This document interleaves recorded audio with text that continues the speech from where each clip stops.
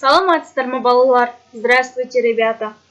Давайте вспомним, кто это. Кім? Бұл кім? Дұрыс, Шоқан Уалиханов. Ал екінші суреттегі кім? А кто это? Мы же проходили. Ыбырай Алтынсарин. Бұл кім? Кто это? Бауыржан Момышұлы. Ал бұл кім? Бұл Абай Құнанбаев. Бүгінгі біздің тақырыбымыз Абай мұражайында. Мұражай деген не? Что такое мұражай? Правильно, ребята, мұражай – музей. Пишем дату и тему. Бүгін сәуірдің 30-ы. 30 апреля. Сабағымыздың тақырыбы Абай мұражайында. Абай мұражайының суреті. Абай мұражайы.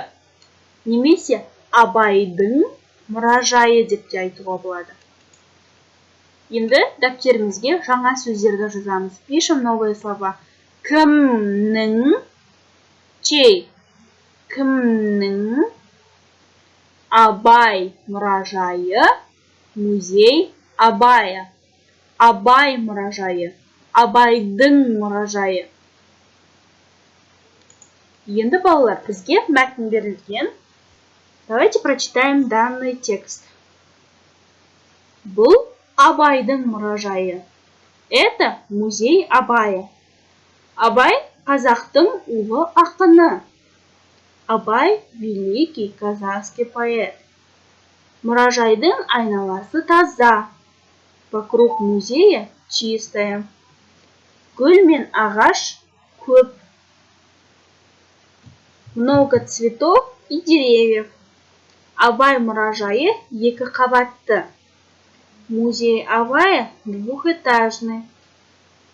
Мұражайда Абайдың шығармалары, кітаптары, суреттері, заттары бар. В музее есть произведения, книги, картины и вещи Абая. Мұражайда экспонат көп. В музее много экспонатов. Өте жақсы, балалар. Енді мәтін бойынша сұрақтарға жауап береміз. Отвечаем на вопросы по тексту. Бұл кімнің мұражайы? Екінші сұрақ, мұражайда не бар? Үшінші сұрақ, мұражайдың айналасы қандай?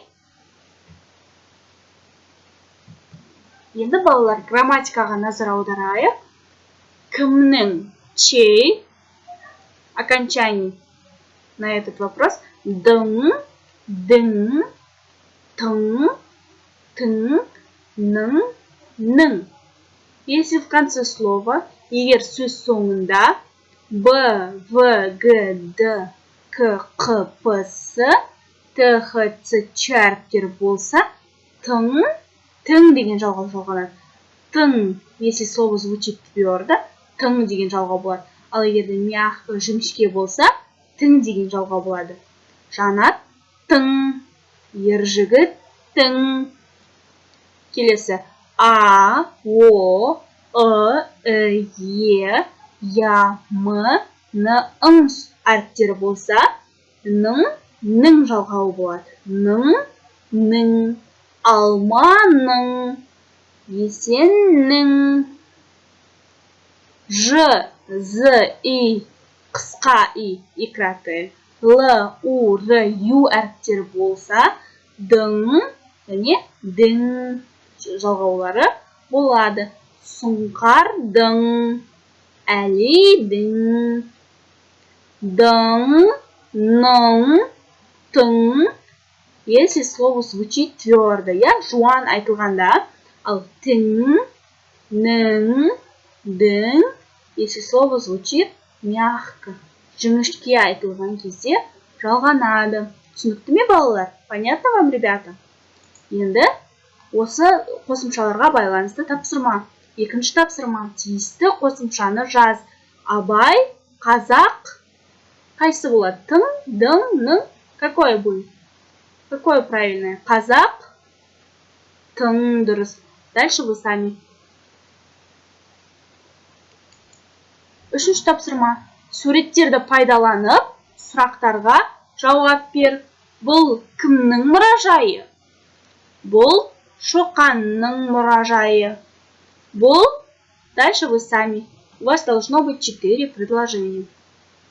Өте жақсы балалар. Енді үйге тапсырма. Видеороликте берілген бірінші, екінші, үшінші тапсырманы орындаймыз. Выполняем все 3 задания и отправим мне на WhatsApp. Сабақ аяқталды. Сау болыңыздар.